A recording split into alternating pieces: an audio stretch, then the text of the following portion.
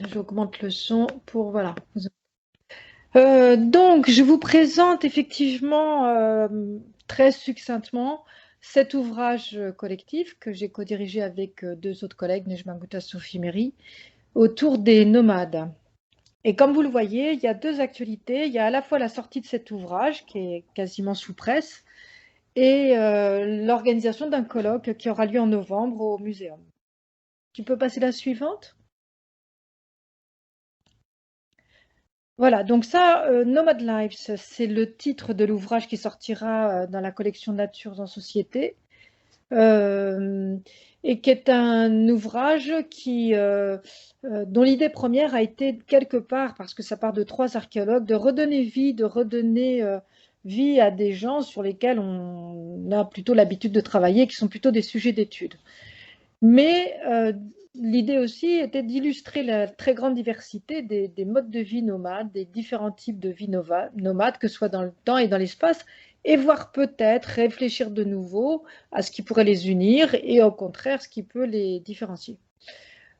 Pour rendre compte de cette grande diversité, on a contacté plusieurs collègues et on a voulu croiser les regards et des approches d'archéologues, d'anthropologues, d'ethnologues, économistes, etc. On a donc près de 30 contributions qui rassemblent une quarantaine d'auteurs de différents pays.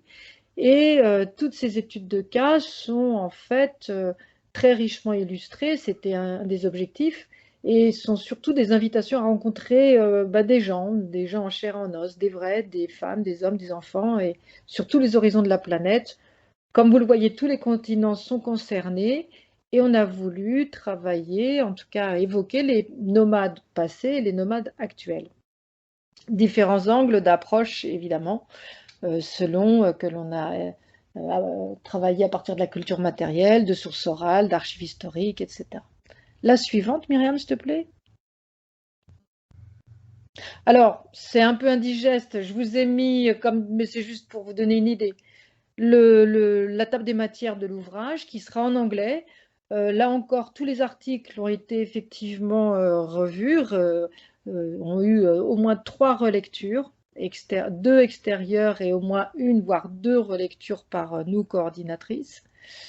Et comme vous le voyez, l'ouvrage est divisé en 5 grands chapitres. L'un qui évoque la question des nomades et du nomadisme, sur laquelle je vais revenir lorsque je parlerai du colloque. Un second chapitre qui évoque la vie des nomades au sein du camp, un autre sur la vie des nomades en dehors du camp, un quatrième sur la vie sociale et les relations au sein du groupe, et un dernier sur la vie divinisée et finalement les relations aux morts. Et une conclusion qui a son importance parce qu'au fil des pages de cet ouvrage, on s'est petit à petit rendu compte que quelque chose qui nous paraissait évident pour nous, archéologues et surtout préhistoriens, la définition de nomade, est nomade celui qui n'a pas d'habitation fixe et évolue sur un territoire donné, et bien on s'est rendu compte que cette définition-là, pour les ethnologues, les géographes, les économistes, etc., elle n'était pas nécessairement valide et que chacun avait presque une façon de voir et de considérer qui est nomade et qui ne l'est pas en fonction de son champ d'études. C'est ce regard croisé que nous avons voulu mettre en avant au sein du bilan et on remercie chaleureusement Serge Bahuchet, Jean-Paul Demoule et Sylvie Mazzella, respectivement un ethnologue, un archéologue et une sociologue, de s'être prêtés à ce jeu et d'avoir dialogué, d'avoir proposé un regard croisé sur cette question. La suivante, Myriam. C'est directement à partir de ce bilan et de la question qui se posait en filigrane des pages de Nomad Lives que nous avons eu l'idée d'organiser un colloque qui ferait suite à l'ouvrage. Souvent, c'est l'inverse, on fait un colloque, on fait un bouquin. Et bien, finalement, on s'est aperçu que l'inverse pouvait être intéressant aussi. Ce colloque, il aura lieu à la fin de l'année. On croise les doigts, on espère enfin en présentiel. Il est organisé sous l'égide du Muséum, bien sûr, avec un fort soutien de l'ADG des Rêves et du département Homme et Environnement, et avec le soutien et l'association de l'Institut Société en Mutation en Méditerranée et de l'UMR 7209 ainsi que du CNRS. Bon, comme vous le voyez, le comité d'organisation a été constitué à la fois d'archéologues, d'ethnologues, de sociologues. On voulait retrouver cette dimension-là qui nous semblait essentielle. Et le comité scientifique est constitué de la même façon. En fait, ce colloque va venir poursuivre la réflexion et l'échange interdisciplinaire, donc on avait initié dans le cadre de l'ouvrage Nomad Lives, pour poser une question finalement toute simple. Qu'est-ce qu'être nomade? C'est vrai que la question des nomades, du nomadisme, fait l'objet d'une réactualisation actuellement dans les sciences humaines et sociales. Ça peut désigner une très grande diversification et assez inédite des mobilités et des migrations dans le monde. C'est également un des rares modes de vie qui permet de questionner et de relier à la fois la préhistoire et l'actualité des crises sociétales et mondiales que l'on connaît. On va le voir, vous avez reçu l'appel à communication que nous avons diffusé en début de semaine. Plusieurs questions sont posées, mais 3 principales résument en quelque sorte la thématique du colloque.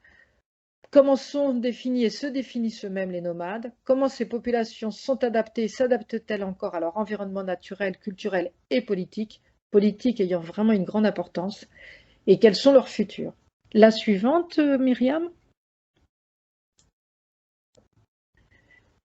Voilà, donc ceux qui ont lu l'appel à communication ont vu que nous avions divisé le colloque à venir en 4 sessions, posant chacune une principale question, qui répondent chacune à une thématique principale, avec toute une série de questions posées pour guider justement les communications et les propositions à communication. J'en ai remise que quelques-unes ici, et comme vous le voyez, on commencera par une session autour de la question des nomades. Qu'est-ce qu'être nomade selon les champs disciplinaires?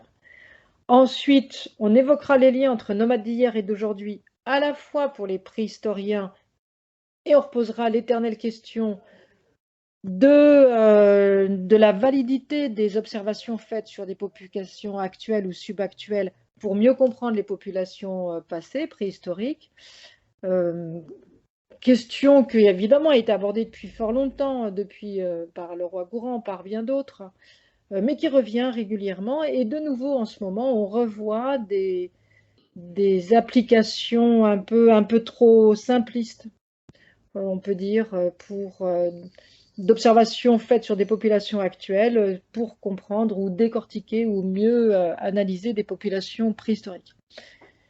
Ensuite, on évoquera les traces qu'ont pu laisser les nomades dans l'histoire humaine, à la fois sur le plan génétique, et on remercie Evelyne d'avoir accepté d'animer cette session, mais également sur le plan culturel et social. Et vous voyez qu'à la fin, j'ai laissé quelques questions. Hassen Boubakri sera bien placé pour pouvoir copiloter ce débat sur les transmissions entre nomades d'il y a 30 ans, 40 ans et nomades actuels. Ah, ça a sauté, Myriam. Merci.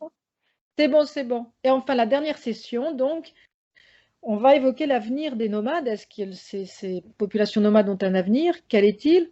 Comme vous le savez, les frontières et les États leur posent de gros soucis, et on évoquera tous les enjeux politiques aussi que peuvent avoir le maintien de populations nomades.